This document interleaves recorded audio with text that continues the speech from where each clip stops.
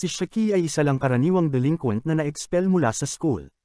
Pero nang biglang umatake ang isang misteryosong lalaki at pinatay ang kanyang ama, nalaman niyang may dugo siyang demonyo sa kanyang ugat at nagpas siyang pag-aralan ang kanyang kapangyarihan para makaganti.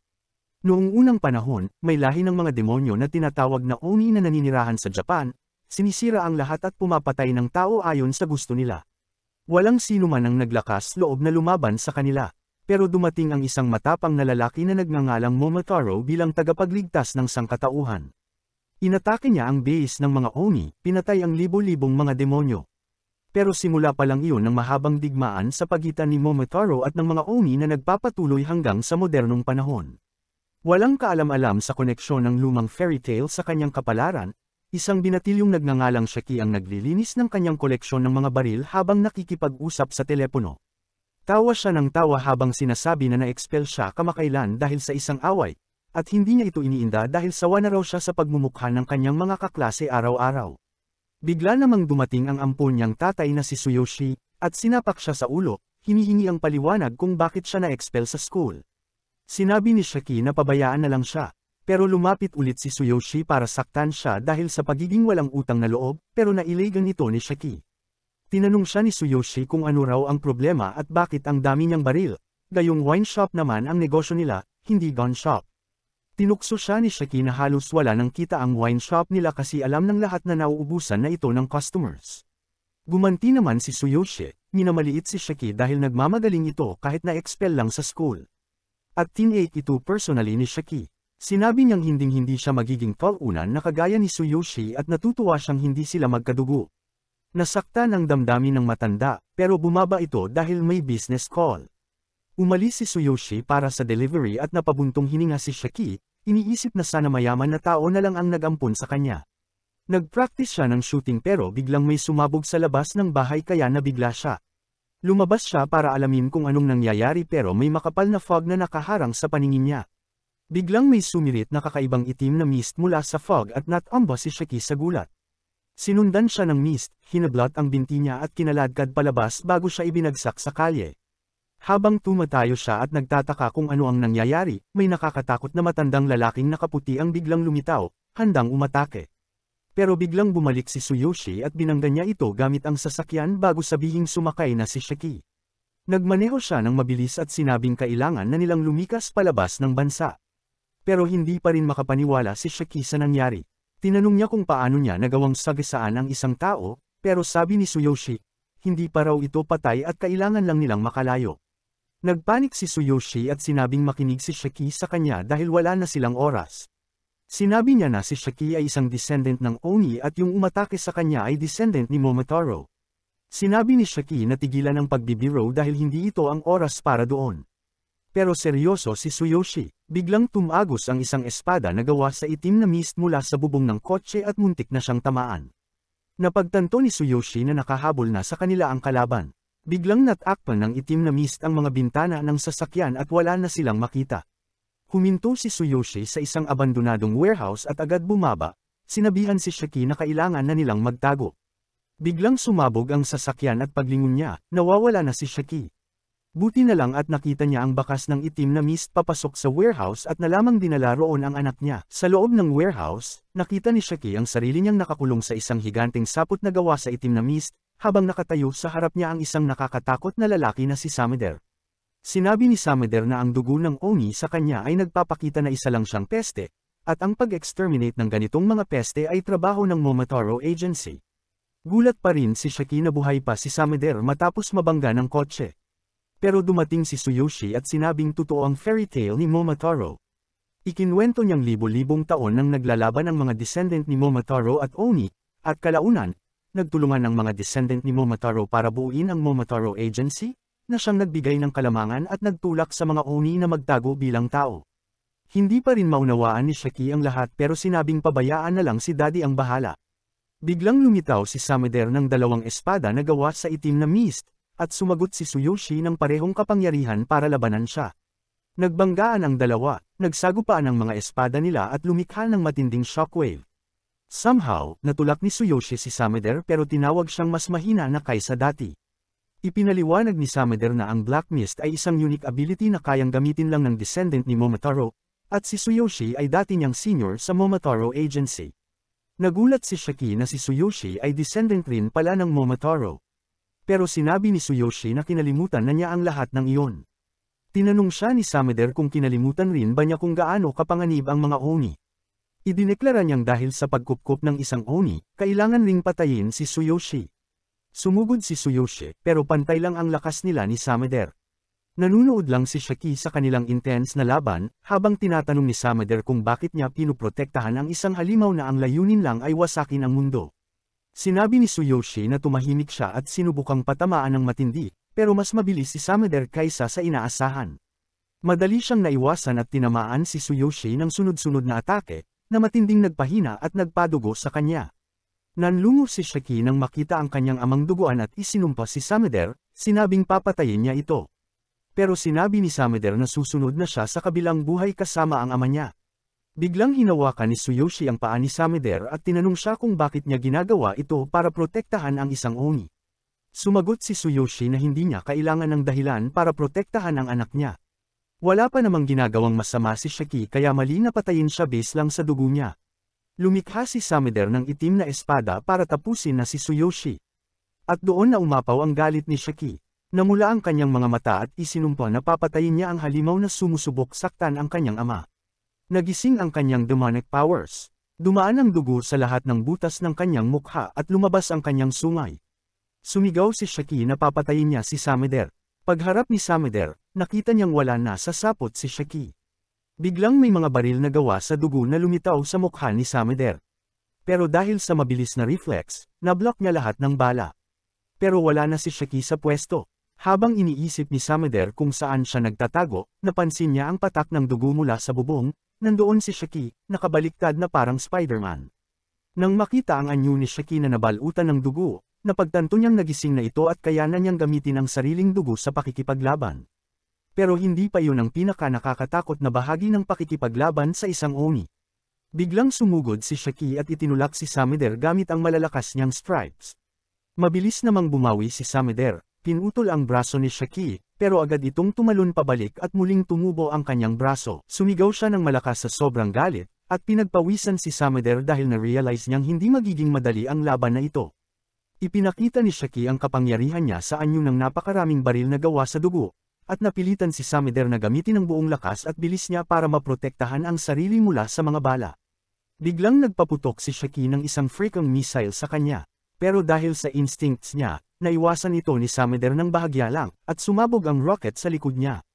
Napilitan ang matanda na tumakbo palayo sa brutal na pag-atake ni Shiki, pero hinagis niya ang kanyang espada pabalik, umaasang mapatamba siya agad.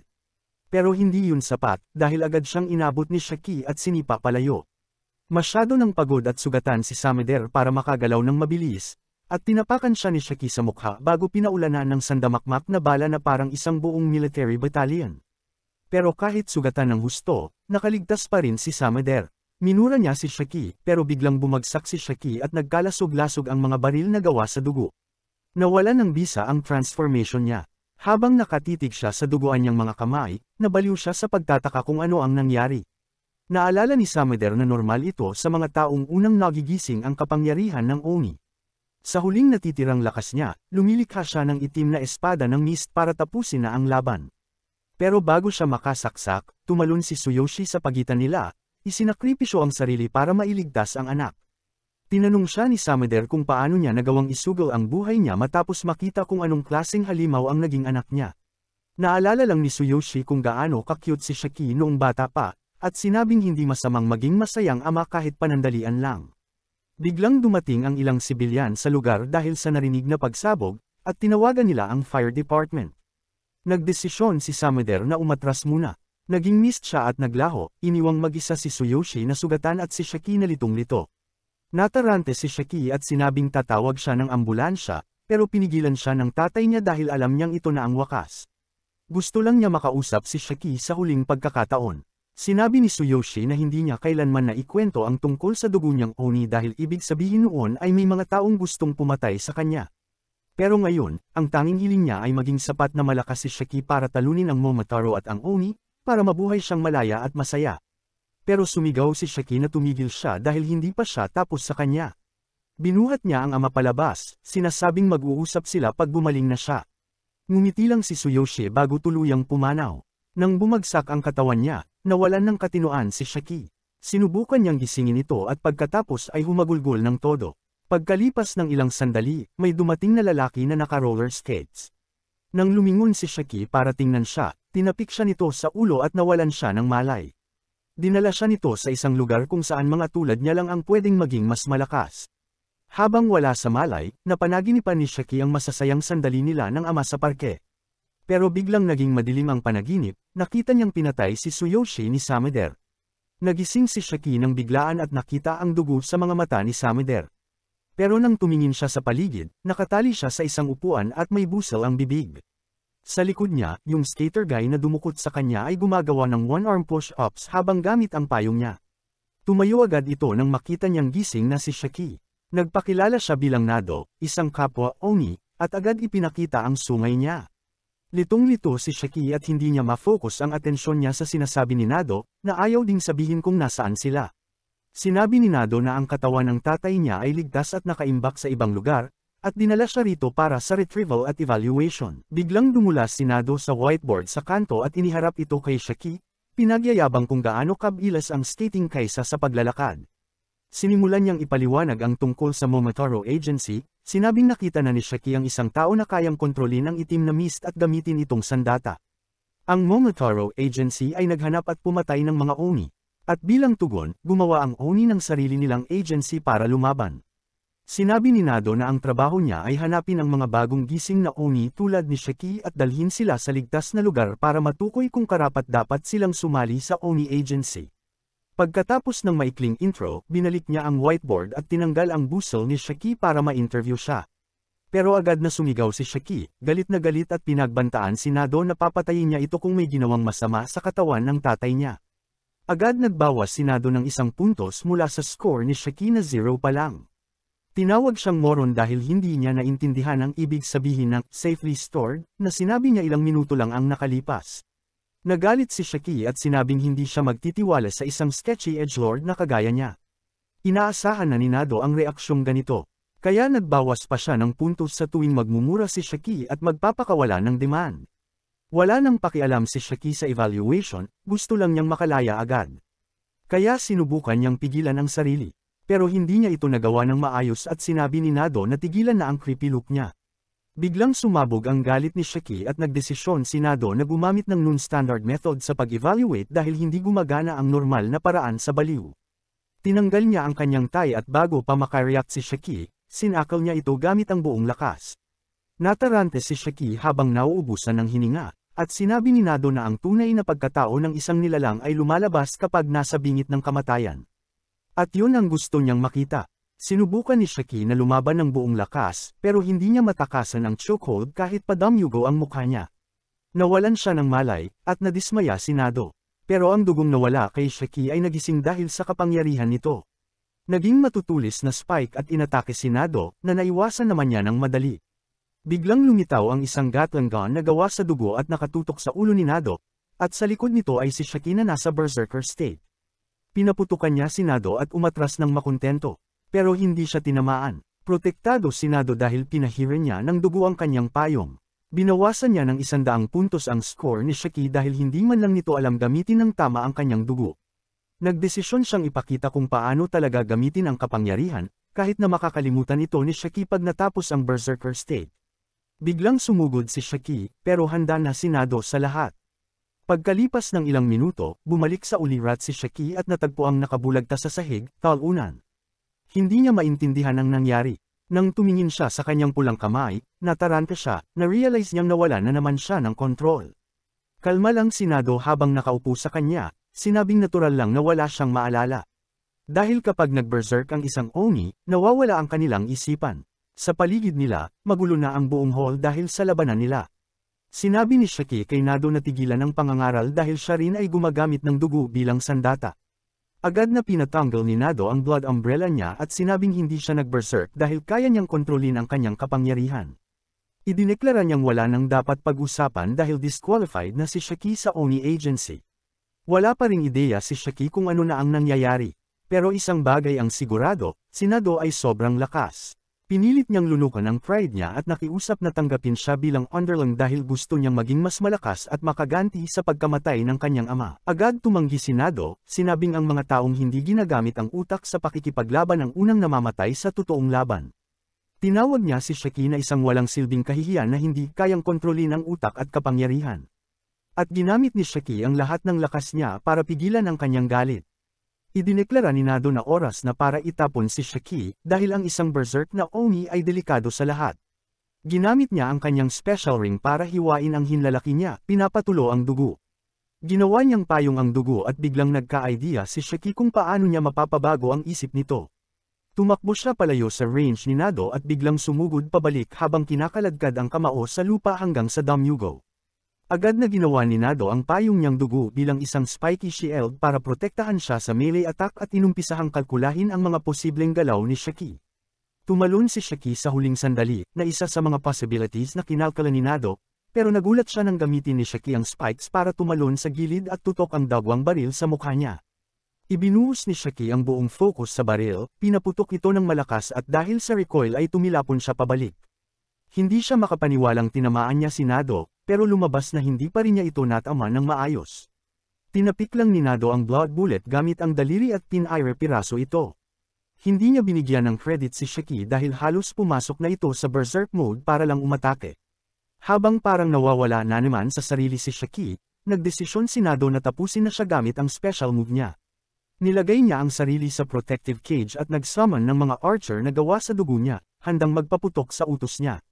Pero napansin niya si Shiki na lumalaban sa kanyang berserker instincts at kinokontrol ang kapangyarihan niya, kaya kinansela niya ang special move. Proud si Shiki na nakontrol niya ang kanyang power, pero bumagsak siya sa lupa dahil naubos ang energy niya. Hindi makapaniwala si Nado na hindi lang nakontrol ni Shiki ang powers niya, pero nasuppress pa niya ang berserker mode na hindi basta-basta nagagawa ng kahit sino. Tinanong niya kung paano niya nagawa yun, pero ang sagot lang ni Shiki ay tanggapin siya bilang underling para malaman ang sagot. Sabi ni Nado na pag-iisipan niya, at inangkin na lang ni Shiki na oo na yon. Sabi niya na noong sinabi ni Nado tungkol sa pagkontrol ng dugo, hindi niya naintindihan ang F. Pero noong nakita niyang hiniwa ni Nado ang hinlalaki niya at ginawang sandata ang dugo, nagka-idea siya. Naisip niya na dahil pareho silang Oni, baka pwede niyang IF siya at gumana nga ito. Hindi niya raw alam ang fine details, basta pinadaloy lang niya ang dugo sa braso niya habang pinipilit na bumuo ng sandata gamit lang isipan niya. Excited pa rin si Shiki na gumana ang plano niya at tinanong si Nado kung anong tingin niya dito. Ang tingin ni Nado ay puro kalokohan yun dahil hindi ganun gumagana ang mga bagay. Base sa experience niya, ang mga emotional at bobo na tulad ni Shiki ang hirap kontrolin ang dugo nila. Samantalang ang mga kalmado at rational na tao tulad niya ang may pinakamaraming chance na magamit ito ng maayos. Sa tingin niya, hindi nakikinig sa rason si Shiki, pero hindi rin nagpapakontrol sa berserker mode. Ginagamit niya lang ang raw instinct niya para puwersahin ang power na sumunod sa kanya. Para kay Nado, isa itong sobrang pangit na paraan, pero posibleng magbigay ng explosive na lakas. Nagsimula siyang mag-isip kung ano ang gagawin sa kakaibang kasong ito nang biglang sinabi ni Shiki na kailangan niya ng lakas para ipaghiganti ang kanyang ama at patayin ang pumatay dito. Sabi niya kay Nado na kung tatanggapin siya bilang underling at tuturuan siya ng lahat, magiging kapaki-pakinabang siya. Pero tinanggihan ni Nado ang posibilidad na iyon. Ginawa niyang sibat ang payong at sinabing ang mga tulad niya ay panganib sa lipunan dahil hindi niya alam na kaya niyang kontrolin ang kanyang lakas at naggamble lang siya. Sabi niya hindi niya siya kayang tanggapin bilang laki at umakto na parang sasaksakin siya, pero tinamaan lang ang sahig sa tabi ng ulo ni Shiki. Sinabi niya na hindi siya tatanggapin bilang underling, kundi bilang estudyante, na nakakalito kay Shiki dahil para sa kanya, pareho lang yun. Sinabi ni Nado na pasado si Shiki sa test pero halos palpak, kaya bibigyan niya ito ng pagkakataon para patunayan ang sarili. Hindi magets ni Shiki ang mga nangyayari kaya nagdesisyon si Nado na magsimula sa basics. Sinabi niya na nasa isang isla sila na tinatawag na Hell's Doorstep, na kilala dati bilang Onigashima. Dito raw pinatay ng original na Momotaro ang mga demonyo, pero ngayon ay ligtas na lugar ito para sa mga Oni. Sa gitna ng isla, nandoon ang Resetsu Academy, isang military school na nagtetrain ng mga Oni para lumaban sa Momotaro Agency. Natarante si Shiki nang marinig na nasa isla siya, pero tinapik lang ni Nado ang mukha niya, sabing hindi importante yun. Ang pinakaimportanteng parte raw ay ituturo ng Resetsu Academy ang lahat, mula general education, pagkontrol ng Oni blood, fighting techniques, at ang kasaysayan ng Momotaro at Oni. Sinado ang homeroom teacher ni Shiki, at sinabi niya kung paano sila gumagawa ng mga bagay sa academy. Pero masyadong maliit ang utak ni Shiki para maintindihan lahat. Wala rin naman siyang pakialam dahil ang gusto lang niyang malaman ay kung pwede siyang maging sapat na malakas para ipaghiganti ang kanyang ama. Walang maipapangakong ganoon si Nado, pero sabi niya, kung hindi siya lumakas para labanan ang Momotaro Agency, siya ay may expel. Maya-maya, nakabihis na si Shiki at excited pumasok sa kakaibang eskwelahan. Pero binalaan siya ni Nado na marami pang ibang nakapasa sa test ngayong taon at siya ang pinakahina sa lahat. Biglang naalala ni Shiki ang tatay niya at tinanong si Nado kung nasaan ang katawan nito. Sagot ni Nado, nasa morgue pa rin dahil gusto nilang si Shiki ang magsagawa ng libing ayon sa paniniwala niya. Nalungkot si Shiki sa iniisip ang pagkamatay ng ama niya pero sinabihan siya ni Nado na ang pagiging gloomy idiot ay pag-aaksaya ng oras. Dapat daw mag-focus siya sa pagpapalakas para makaganti siya. Sabi ni Shiki, mukha naman pala siyang mabait, at nahiya si Nado kaya bigla siyang umalis at sinabing pag hindi siya nauna sa klase, may expel siya. Somehow, nakaabot si Shiki at habang iniisip niya kung paano papasok sa klase para makuha ang maximum aura, bigla siyang sinipa ni Nado papasok sa pinto. Pakiramdam ni Shiki ay may aura death siya dahil pangit ang pasok niya, at humingi siya ng tissue sa maskaradong lalaking si Jin para sa nosebleed. Si Jin ay mas edgelord pa sa teacher nila at sinabihan siyang tumigil sa pakikipag-usap. Ninas si Shiki at tinukso siyang wala pa siyang sungay. Agad na pinakita ni Jin ang sungay niya at sinabing mga bobo lang daw na rookie na hindi pa marunong mag-control ang palaging nagpapakita ng sungay. Na-offend dito si Akari, isa pang estudyanteng di rin makontrol ang sungay niya. Nagsimulang uminit ang atmosphere sa classroom habang nagkakadikitan si Shiki at Jin. Pero bago pa magkagulo, biglang lumitaw si Nado sa likod nila at napansin ni Shiki na nakaupo na siya sa tabi ni Jin kahit di niya alam kung kailan nangyari. Pareho silang nagulat pero si Nado ay walang pakialam sa iniisip ng estudyante niya. Sinabi niyang sa unang lesson nila, maglalaro sila ng tag. Dinala niya lahat sa gubat at sinabi na may first hour silang makabalik sa school habang iniiwasang mahuli niya. Pag di sila nakaabot sa oras, may expel sila, at wala siyang pakialam sa objection ni Shiki. Sinabi niyang pwede silang gumamit ng powers, at siya lang ang hindi gagamit maliban kung may mag-berserk. Kumpiyansang sinabi ni Jin na baka mamatay siya kung hindi niya gagamitin ang powers niya, at wala namang problema si Nado. Ang sabi pa niya, kung may makapatay sa kanya, agad silang gagraduate at pwede silang sumali sa kahit anong squad na lalaban sa Momotaro Agency. Ang school daw ay para i-prepare sila sa totoong laban at i-test niya sila sa bawat hakbang. Tinanong niya kung handa na sila at sagot ni Shiki ay ibibigay niya ang lahat at papasa siya. Pagkatapos, nag-reveal si Nado na may isa pang rule at nilabas ang 2 bola na mas maliit pa sa akin. Sinabi niya na kailangan may hawak silang bola pagbalik sa academy para pumasa sa test at bigla niyang hinagis ang mga ito sa restricted area. Naisip ng mga estudyante na dahil 2 bola lang, mag-aagawan sila.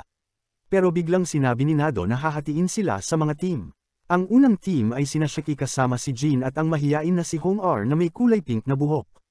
Ang pangalawang grupo ay binubuo ng delinkwenteng si Akari at ang nerd na si Juji, habang ang pangatlong grupo ay si Naroko na kinakabahan at si Kuina, na siya ang pinaka-confident sa lahat ng naroon. Sinabi ni Nado sa 3 team na papasok siya sa restricted zone matapos ang 15 minuto para mabigyan sila ng head start. Pero pinigilan siya ni Shiki at sinabing ayaw niyang makipag-team up sa weirdong nakamask. Sinabi ni Nado sa kanya na mae-expel siya kung hindi siya marunong makipagtrabaho sa team, kaya napilitan siyang bawiin ang sinabi niya. Pagkatapos noon, magalang na nagpakilala si Hong R kay Shiki na hindi pa kailanman nakaranas ng kahit anong interaction sa babae sa buong buhay niya. Agad siyang kinabahan sa tiyan nang makita niyang lumalapit si Hong R at buong kumpiyansang sinabi niya sa kanya na paprotektahan niya ito. Nahiya si Hong R sa narinig at sinabing hindi na niya kailangang umabot sa ganun dahil ang gusto lang niya ay hindi makaabala. Pagkatapos, lumapit siya para magpakilala kay Jin, pero isa itong edgy emo fan na hindi man lang siya pinansin. Bumalik ang mababang self-esteem ni Hong R, kaya napaiyak siya at nag-sorry sa paglapit dito. Nagsimulang sigawan ni Shiki si Jin dahil sa pananakit ng damdamin ng babae, tapos agad niyang pinatahan si Hong R, sinabing huwag niyang sirain ang cute niyang mukha sa pagyak. Pagkatapos noon, bumalik siya para asarin si Jin, pero sinabi sa kanya ng Kate fan na tumigil na siya sa pagiging beta S. Pinutol ni Nado ang pagtatalo nila at sinabing pumasok na sila dahil hindi nila pwedeng ubusin ang oras. Tumakbo agad sina Jean at Shaki papunta sa loob ng restricted forest, at makalipas ang kaunting pag-stare sa paligid ng walang alam, sumunod na rin si Hong-ar. Sa loob, nagsimulang tumalon-talon si Jean sa mga puno parang ninja mula sa Boruto. Iniisip kung paano makukuha ang graduation niya sa pamamagitan ng pagpatay kay Nado at makakapili na siya ng squad na gusto niya. Gusto niyang gamitin ang chance na ito para makalaban ulit ang pinakamalakas niyang kaaway. Pero biglang inatake siya ni Shaki mula sa likod, dahilan para magising siya mula sa monologue niya. Tinanong siya ni Jean kung anong problema niya at sumagot si Shaki na patutunayan niyang mas malakas siya kaysa sa kanya. Gusto rin makipaglaban ni Jean kaya tinanggal niya ang mask niya at lumitaw ang mga pangit na peklat sa paligid ng bibig niya. Nakakilabot para kay Shaki, pero sinabi niyang ang mga mahihina lang ang nagyayabang ng peklat nila, pero hindi bumigay si Jean sa pang-aasar niya. Tinanggal lang nito ang gloves niya at ipinakita na puno ng tahi ang kamay niya. Pinunit niya ang isang tahi para palabisan ang dugo niya at ginawang circular sauce. Nagulat si Shaki sa nakita dahil akala niya ay demanda sila ng author ng Chainsaw Man dahil ginaya nila. Sinabi ni Jean na tumigil na siya sa pag-aaksaya ng oras at tumakbo na lang kung natatakot siya. Pero sinabi ni Shaki na kung tatakbo siya ngayon, hindi niya magagantihan ang pagkamatay ng ama niya. Nagulat si Jean sa narinig pero bigla siyang naging nakakatakot at sinabing hinding-hindi sila magkakaintindihan. Sinagot siya ni Shaki na ayaw niya naman talaga siyang intindihin, tapos kinagat niya ang hinlalaki niya para maglabas ng dugo. Pero hindi siya nagtagumpay na gawing baril ito at nataranta. Iniisip kung ano ba ang dapat niyang gawin para gumana. Napilitan siyang gumamit ng stick dahil yun lang ang meron siya. Pero napagtanto niya agad na wala siyang laban kay Jean na kayang pumutol ng puno gamit lang ang isang atak ng chainsaw arms niya. Samantala, hinahanap ni Hong-ar ang dalawang lalaki nang bigla niyang marinig ang pagbagsak ng mga puno sa lupa. Natarante siya at bumalik ang inferiority complex niya. Iniisip niyang hindi siya karapat-dapat sa lugar na ito. Pero napangiti siya ng konti nang maalala niyang tinawag siyang cute ni Shaki at nagdesisyon siyang hanapin ito. Hindi alam na ilang hakbang na lang siya mula sa isa sa mga bola. Kasabay nito, sinusubukan ni Shaki na lumaban kay Jean gamit lang ang kamao niya. Hindi pa ginagamit ni Jean ang chainsaw powers niya pero kayang-kaya pa rin niyang bugbugin si Shaki. Iniisip ni Shaki kung paano niya nakakontrol ang powers niya ng ganun kadali. Pero napagtanto niya na iba ang ability ni Jean kaysa sa kanya. Nawalan siya ng focus habang iniisip ang tunay na likas ng powers nila at nabigyan siya ng isang suntok na nagpabagsak sa kanya. Naiinis si Shaki dahil dito at iniwan siya ni Jean para umiyak. Pero habang lumalakad si Jean, bumangon ulit si Shaki at sinabing hindi pa tapos ang laban. Naiinis si Jean at agad na nagpadala ng chainsaw patungo sa kanya, at eksaktong dumating si Hong-ar. Dahil sa negative survival instincts niya, hindi niya namalayang dumadaan siya sa linya ng atake. Natarante si Shaki at buti na lang naisalba niya ito kahit siya ay bahagyang nasugatan. Agad siyang bumangon mula sa ibabaw ni Hong-ar at sinabing mag-sorry si Jean sa kanya. Pero sagot ni Jean, kasalanan na ni Hong-ar kung namatay siya sa mahina niyang atake. Naiinis si Shaki, pero bigla niyang narinig si Hong-ar na parang dasal na inuulit ang I'm sorry. Sinabi niyang hindi niya kasalanan ito, pero tila parang nasa trance si Hong-ar at bigla na lang damyugo ang ilong niya. Dahan-daang nabuo ang dugo at naging isang dambuhalang tao at parehong natakot sina Jean at Shaki sa nakikita nila. Sinabi ni Hong-ar na tumakbo sila dahil papatayin sila ng female titan niya. At sa mismong sandaling iyon, tumama sa lupa ang female titan gamit ang buong lakas niya at muntik nang tamaan si Shaki. Si Jean naman ay tumalon paatek sa female titan pero hindi masyadong napinsala ng chainsaws niya ang katawan nito. Tinanong ni Shaki si Hong-ar kung hindi ba niya mapipigilan yun. Humingi siya ng sorry dahil wala siyang magagawa.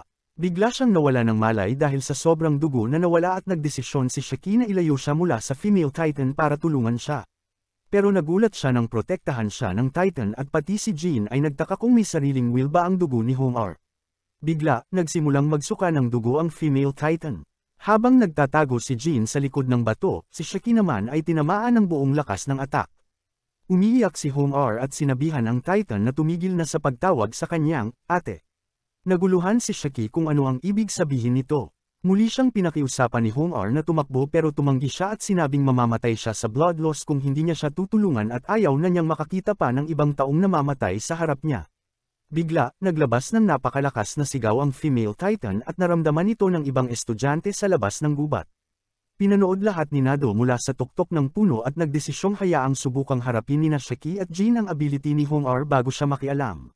Bumalik sa eksena ng laban, sinubukan ni Shaki na saktan ang sarili para magdugo at gamitin ito bilang sandata, pero wala pa ring nangyari. Inatake siya ng female Titan at nailagan niya, pero kumuha ng bato ang Titan at inihagis sa kanya.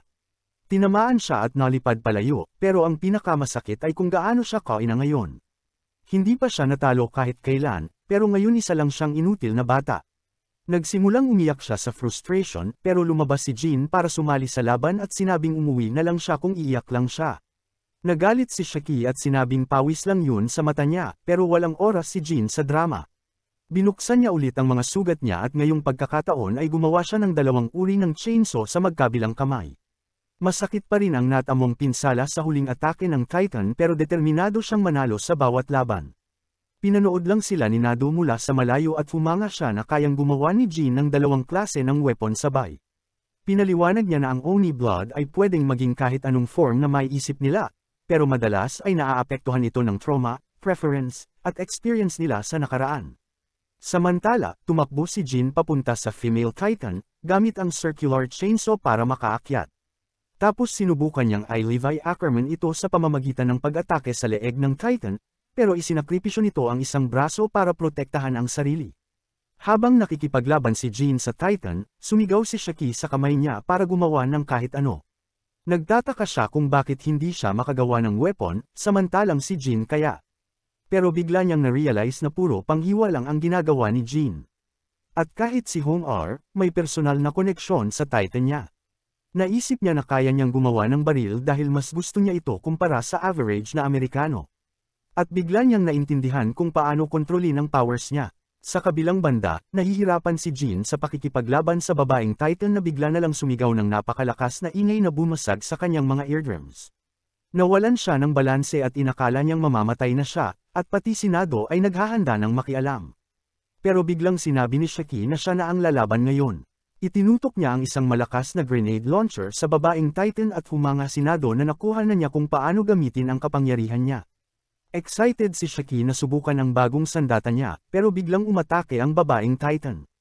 Nakailag siya sa atake at saka pinaputukan ito ng granada, na agad nitong pinasabog. At parehong nagulat sina Jin at Nado sa nakita nilang lakas niya. Nagsisimulang maglaho ang babaeng Titan habang ang mga pira-piraso niya ay kumakalat kung saan-saan at nawalan ng malay si Hong-ar. Samantala, nananatiling namamangha si Jin sa lakas ng apoy ni Shaki nang biglang magsimulang umulan ng dugo. Ngunit iyon pala ay dugo lamang na kumalat sa hangin mula sa nakaraang atake ni Shaki, at kalaunan ay naging normal na ulan. Napagtanto ni Jin na hindi lang pinatay ni Shaki ang babaeng Titan, kundi binago rin ito ang panahon. Si Shaki naman, hindi man lang iniisip iyon. Nagsimula siyang lumapit kay Hong-ar para tingnan kung ayos lang siya, ngunit biglang lumabo ang kanyang paningin at bumagsak siya sa lupa na hindi makagalaw. Biglang dumating si Nato at sinabi sa kanya na naglabas siya ng sobrang daming dugo kaya naubusan ng lakas ang kanyang katawan. Sinabi ni Shaki na kaya pa niya, at pinilit niyang tumayo. Ngunit hindi iyon tumagal ng kahit 5 segundo at muli siyang bumagsak. Tinawag siyang noob ni Nato na hindi marunong kontrolin ang kapangyarihan, ngunit napagtanto niya na ang kapangyarihan ni Shaki ay higit pa sa anumang nakita niya. Sinabi niya kay Shaki na kung gagamit siya ng sobrang dugo, maaari pa siyang mamatay, at mas ikinabahala ni Shaki si Hong-ar kaysa sa sarili niya. Hiningi niya kay Nato na tingnan si Hong-ar dahil baka nakagamit din siya ng maraming dugo, at okay lang na siya ay suriin pagkatapos nito. Hindi inaasahan ni Nato na mag-aalala si Shaki sa ibang tao kahit nasa ganoong seryosong kondisyon siya. Ngunit habang handa na siyang tulungan sila, bigla siyang inatake ni Jin mula sa likuran.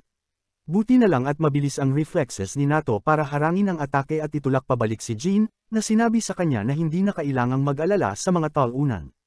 Tinanong siya ni Nato kung ano ang mangyayari kung mamatay si Hong-ar dahil hindi siya nakatanggap ng emergency treatment, at sumagot si Jin na wala siyang pakialam. Nandidiri si Nato sa narinig at malinaw niyang sinabi kay Jin na galit siya sa mga makasariling tulad niya. Wala ring pakialam si Jin at tinanong lang kung makakagraduate ba siya kapag napatay niya ito. Nangako si Nato na totoo ang sinasabi niya, at sapat na iyon para sumugod si Jin ng diretsyo sa kanya. Hinarang ni Nato ang blood chainsaw gamit ang payong niya na gawa sa parehong material ng pantalon ni Hulk dahil iyon ay hindi masisira. Pinindot niya ang isang button para maglabas ng smoke screen at inisip ni Jean na susubukan siyang talunin ni Nato sa pamamagitan ng surprise attack. Kumpiyansa siya na mapapatay niya si Nato sa oras na makapasok ito sa kanyang range, ngunit sa susunod na sandali ay tinamaan siya ng mga mabilis na bala. Agad siyang nagtago sa likod ng puno at patuloy si Nato sa pagpapaputok ng rubber bullets mula sa kanyang multi-purpose umbrella papunta sa kanya, sinasabi na hindi siya papatayin ng mga bala ngunit masakit iyon ng sobra. Tinarget din niya kanina ang sugatang kamay ni Jean para sa maximum damage. Napagtanto ni Jean na balak ni Nato na panatilihin ang ligtas na distansya sa kanila dahil iniisip nitong puro close-ranged weapons lang ang kaya niya. Pero may ilan siyang sikreto para sa mga ganitong sitwasyon, kaya agad siyang umalis mula sa likod ng puno, umiiwas sa mga bala ni Nato, at nagpadala ng mga lumilipad na blades papunta sa kanya. Madaling naiwasan iyon ni Nato, ngunit nagulat siya na may counter si Jean para sa mga kalabang kayang lumaban sa malayo. Patuloy ang pag-atake ni Jean at lumitaw siya sa likuran ni Nato habang nasa ere, iniisip na hindi na siya makakapagtanggol ngayon. Ngunit bigla siyang binato ni Nato ng bomba at natarante si Jean. Buti na lang isa lang pala iyong harmless smoke bomb, at inisip ni Jean na babarilan na naman siya ni Nato mula sa malayo. Kaya hindi niya inaasahan na darating si Nato mula sa likuran at tatamaan siya ng spine-crushing punch. Pinangaralan siya ni Nato tungkol sa sobrang pagtitiwala sa sariling prediksyon sa laban dahil ginagawa nitong mahina siya laban sa surprise attacks. Sobrang sugatan at pagod na si Jean para makagalaw, ngunit patuloy pa rin siyang nagpupumilit, kaya kinailangan ni Nato na baligtarin ang payong at gawing kulungan para siya ay ikulong. Patuloy na sinusubukan ni Jean na makawala mula sa payong at tinanong siya ni Nato kung ganoon siya kadesperado na makita ang kanyang ama. Bigla siyang natahimik nang marinig yun at tinanong si Nato kung paano niya nalaman. Sumagot si Nato na nakita niya sa kanyang mga file kaya alam niya ang ilang bagay tungkol sa kanya, kasama na ang katotohanan ang kanyang ama ay isang Momotaro.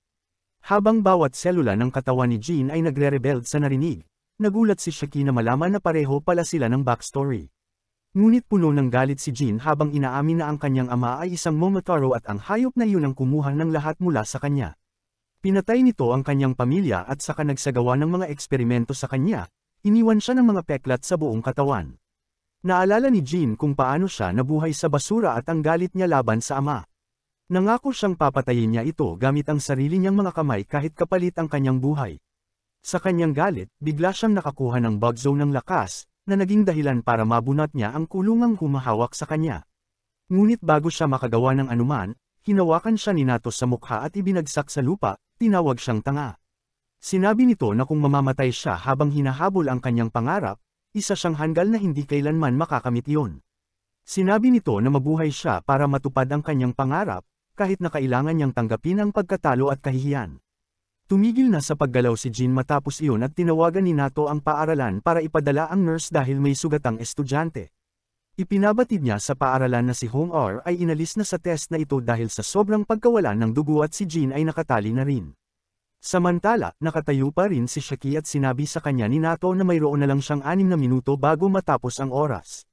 Hawak niya ang isa sa mga bola at sinabi kay Shaki na maaari niyang subukang kunin ito mula sa kanya o hanapin ang natitirang bola sa loob ng 5 minuto at makarating sa paaralan. Sinabi ni Shaki na hindi iyon patas, ngunit wala siyang magagawa kundi sumunod sa mga patakaran ni Nato. Agad siyang tumakbo palayo at nagpasya si Nato na habulin siya para makita kung ano ang gagawin niya. Samantala, tahimik lang na nakaupo si Jean kung saan siya nakatali sa puno nang biglang lumabas si Shaki mula sa mga palumpong malapit doon. Lumapit siya kay Jean at sinabing palalayain niya ito, ngunit kapalit nito ay kailangan niyang makipagtulungan sa kanya. Nagulat si Jean sa alok na ito at sinabi ni Shaki na wala ni isa sa kanila ang kayang talunin si Nato ng mag-isa, pero kung magsasama sila, may tsansa sila. Tumanggi si Jean, sinabing kung iligtas siya ng isang tanga ay bababa ang kanyang pride, at hindi na pinatulan ni Shaki ang punto na isa nga siyang tanga. Tinanong niya si Jean kung mas mahalaga ba sa kanya ang pride kaysa sa kanyang mga layunin, dahil hindi niya maaabot ang mga iyon kung nakaupo lang siya rito. Tinanong ni Jean kung bakit siya nagmamalasakit doon at ibinunyag ni Shaki na ang kanyang ama ay isang Momotaro rin. Nagulat si Jean sa narinig at saka ginamitan siya ni Shaki ng istilong Naruto, sinasabing pareho sila. Samantala, hinahanap ni Nato si Shaki at dahil hindi niya ito makita, nagduda siyang bumalik ito. Bigla niyang nakita si Shaki na tumatakbo palayo habang minumura si Jean at nagpasya siyang eye corner agad ito. Kuminto si Shaki nang tumalon si Nato, sinabihan siyang paubos na ang oras habang ipinapakita ang bola. Nagsimulang murahin ni Shaki si Jin sa kanyang isip, hindi dahil hindi ito tumutulong, kundi dahil sa kabila ng pagkakaligtas nito ay gusto pa rin itong siya ang mamuno. Biglang tumalon si Jin mula sa itaas papunta kay Nato, tina-target ang bola, ngunit madali siyang naiwasan. Gayunpaman, iyon ay isang pain lamang, at ang tunay na galaw ni Jin ay maghagis ng bato na nakatali sa lubad kay Nato. Pumulupot ang lubad sa kanya, mabilis siyang naipit, at nahawakan ni Shaki ang kabilang dulo. Sinimulan nilang hilahin si Nato ng sabay, ngunit ibinaon niya ang mga paa sa lupa, tiyak na kulang sila sa stamina para talunin siya. Biglang nagpaputok si Jin ng blood blade kay Nato, kaya napilitan itong umiwas at nawala ng balanse. Sapat na iyon para kay Shaki, na sumugod at tinamaan ang bola mula sa kamay nito. Napunta ang bola malapit kay Jin, at tiyak ni Nato na kung susubukan itong dalhin iyon sa paaralan, susubukan ni Shaki na agawin ito. Plano niyang kunin ito habang nag-aaway ang dalawa, ngunit laking gulat niya nang sabihan ni Shaki si Jin na kunin ang bola at tumakbo. Agad itong ginawa ni Jin at patuloy siyang hinihiyawan ni Shaki sa tuwa. Sinabi niya kay Nato na nakuha nila ang bola mula sa kanya. Ngunit pinaalala sa kanya ni Nato na tanging ang taong makapagdala ng bola sa paaralan ang makakapasa, at sa ganitong lagay si Jin lamang yun. Napatigil si Shaki nang mapagtanto iyon at napagtanto ni Nato na isa itong kumpletong tanga na hindi iniisip ang benepisyo at talo bago kumilos. Agad siyang nagsisi at sumigaw kay Jin na bumalik, ngunit masyado na itong malayo para marinig siya. Tiyak ni Jin na makakarating siya sa paaralan sa oras, ngunit naalala niya na hindi ito magiging posible kung wala ang tulong ni Shaki. Bigla niyang hindi magawang iwan ito. Lumiko siya pabalik at tumakbo papunta kay Shaki na nagtataka at tinanong siya kung isa ba siyang Direction Ally Challenge tulad ni Zoro. Sinabihan siya ni Jin na tumahimik dahil ang tanging dahilan kung bakit niya ito ginagawa ay ayaw niyang ayutang ang kanyang tagumpay sa isang tanga. Mas gugustuhin pa niyang mabaigo at makamit ang kanyang layunin sa sarili niyang paraan. Kaya't hiningi niya kay Shaki na kunin ang bola at magtungo sa academy. Ngunit bago pa sila mag-abot, isang maliit na kulay rosas na nilalang ang biglang tumakbo ng mabilis at tumigil sa pagitan nila. Agad na ipinahinto ni Nato ang test, sinasabing hindi sila dapat maglaban kapag narito si Muko, ang kanilang high-speed Surreal Delivery Pet. Alam niyang ipinapadala lamang si Muko kapag may emergency. Inactivate niya ang radio sa likod nito upang matanggap ang kahilingan para sa backup mula sa Kyoto branch na inaatake ng Momotaro Agency sa labas ng test zone.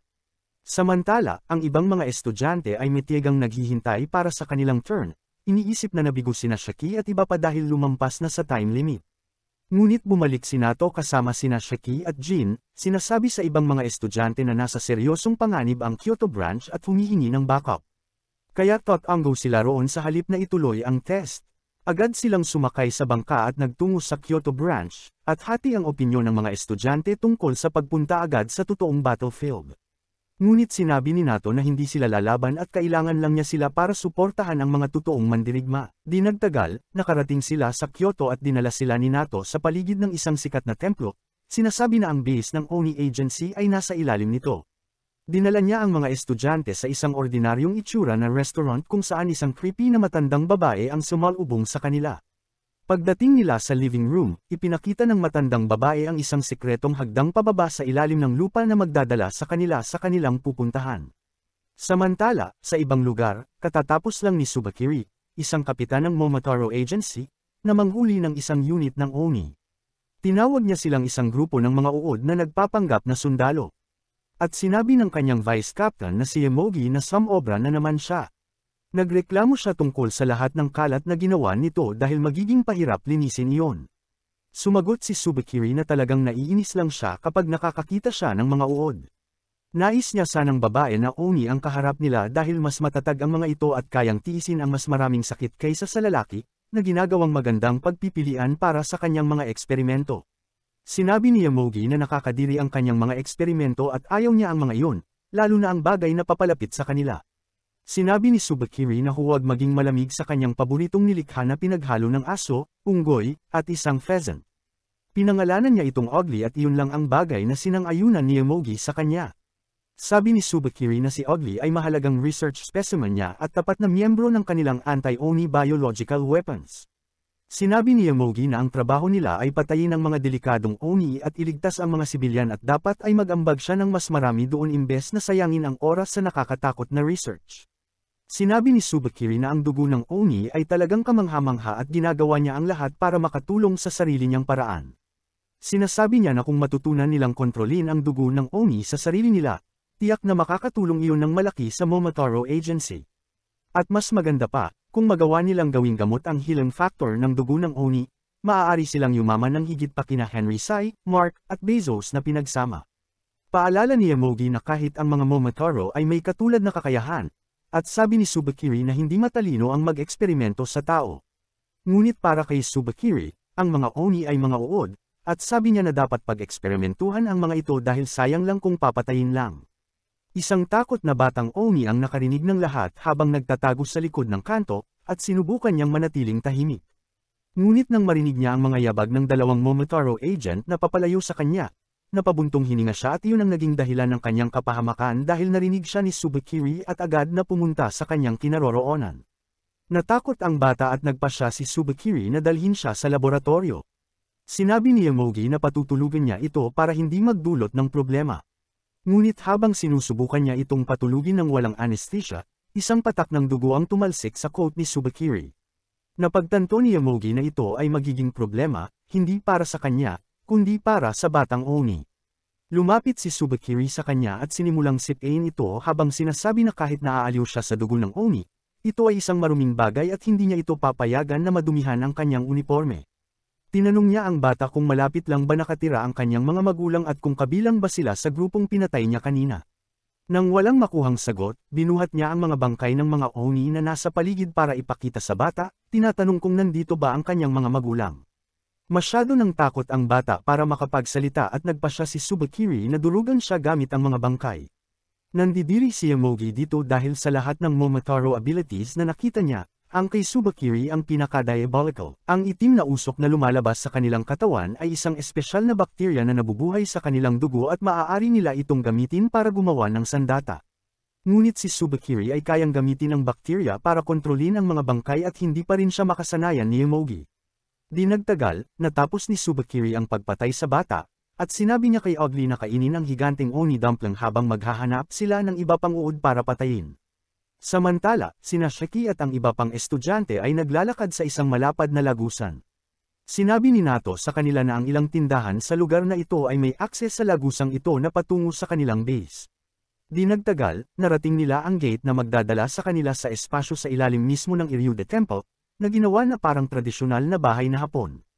Hindi makapaniwala ang mga estudyante sa kanilang nakikita habang sinasabi ni Nato na ito ang headquarters ng Kyoto Division ng Oni Agency.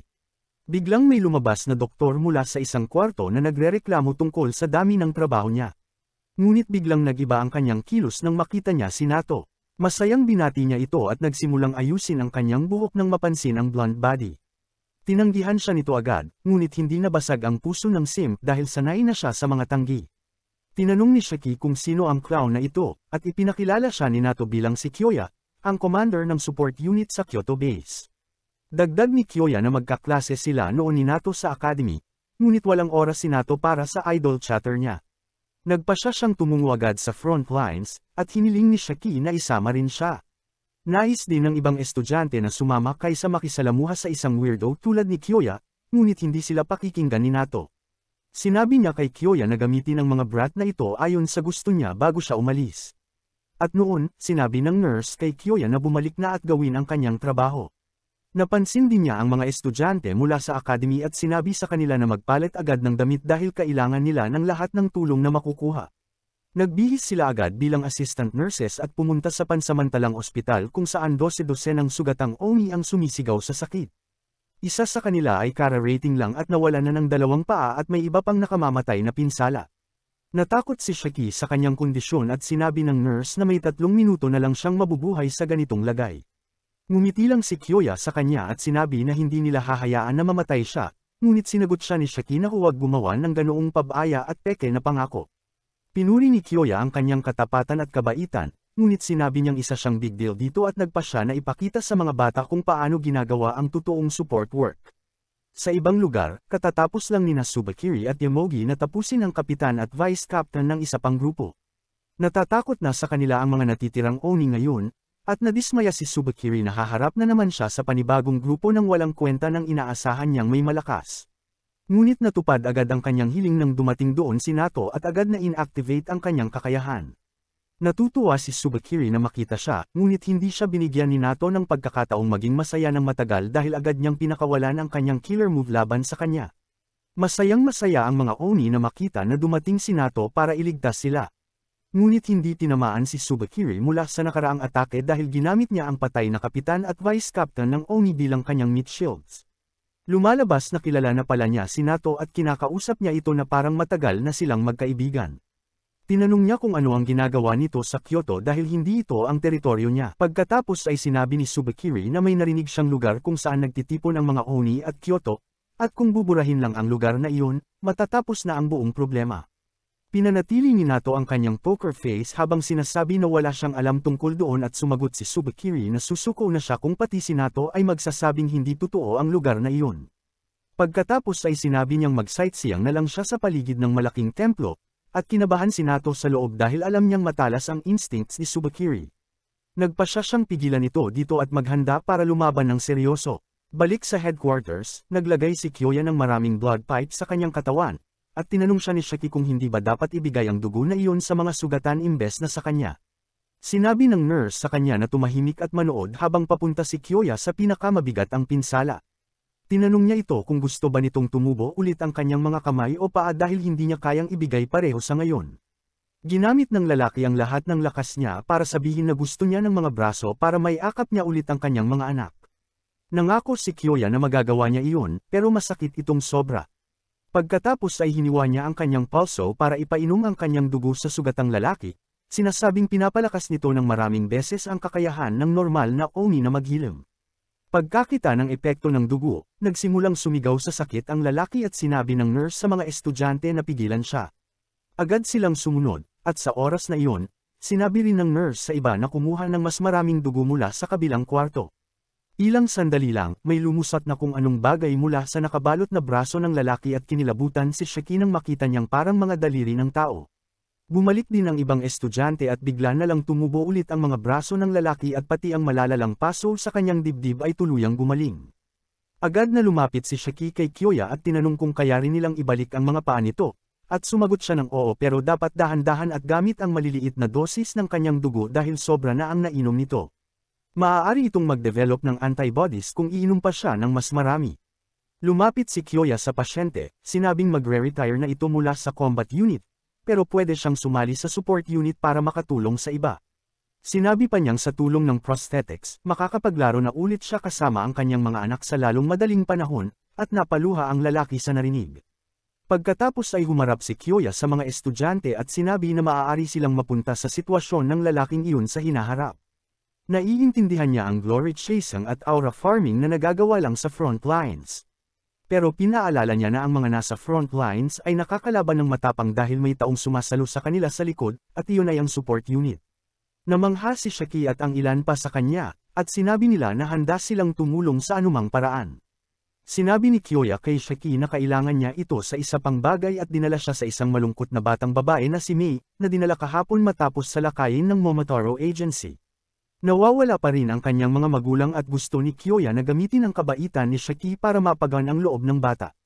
Tinanggap ni Shiki ang trabaho at sinubukang kausapin ang bata na unti-unting nagbukas ng loob sa kanya. Tinanong niya ito tungkol sa paaralan at sinabi ng bata na hindi siya kailanman nag-aral. Habang iniisip ni Shiki kung isa rin ba itong troublemaker tulad niya, dumating ang support unit na may dalang ilang bangkay mula sa battlefield at kabilang dito ang mga magulang ni Mei. Nagsimulang umiyak ng malakas si Mei nang makita sila at sinabi ni Kyoya na hindi pa rin siya nasasanay sa ganitong masakit na mga eksena kahit sa tagal ng panahon. Ngunit may mas malalim at mas kasuklam-suklam na plano sa likod ng mga bangkay kaysa sa iniisip ng lahat. Sinabi ni Tsubakiri kay Nato na nilagyan niya ng kanyang bakterya ang ilang bangkay ng Oni, alam na dadalhin ito ng support unit sa kanilang base para sa maayos na libing at mula roon ay maaari niyang kontrolin ang mga bangkay mula sa malayo at sirain ang base. Nagulat si Nato sa narinig at nagpasya si Tsubakiri na subukan kung gumana ang kanyang plano. Ginaisang niya ang bangkay ng ama ni Mei habang abala sina Shiki at Kyoya, at natuwa si Mei sa pag-aakalang buhay pa ito. Ngunit sinimulan nitong sakalin siya sa utos ni Tsubakiri, pero agad na napansin ito ni Shiki at Kyoya. Napagtanto ni Kyoya na ito ang kakayahan ni Tsubakiri at agad niyang sinabi kay Shiki na takpan ang mga mata ni Mei. Sumunod siya at tinusok ni Kyoya ang utak ng lalaki gamit ang dalawang matutulis na kutsilyo, na naging dahilan para hindi na ito gumalaw. Nagsimulang umiyak si Mei nang makita niya ang nangyari sa kanyang ama. Pagkatapos ay napagtanto ni Kyoya na maaaring may iba pang puppet zombies dito tulad nito. Salamat sa panunood. Kung gusto nyo pa ng ganitong content, comment nyo lang, like and subscribe na din kayo mga lods.